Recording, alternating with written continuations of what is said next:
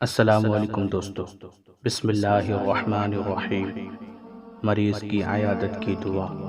جب کسی مریض کی عیادت کو جائیں تو یہ دعا پڑھیں، لا باس طہور انشاءاللہ تعالی، کچھ ڈر نہیں، انشاءاللہ تبارک و تعالی یہ بیماری گناہوں سے پاک کرنے والی ہے۔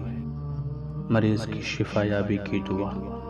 جو شخص کسی ایسے مریض کی عیادت کرے جس کی موت قریب نہ آ گئی ہو اور یہ دعا 7 مرتبہ پڑھے، اسے اللہ تبارک و تعالی اس مرض سے شفا نصیب فرمائے گا۔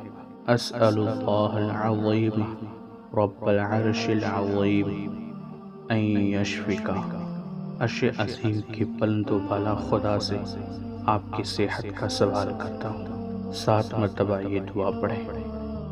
صحت، خیریت و عافیت کی دعا۔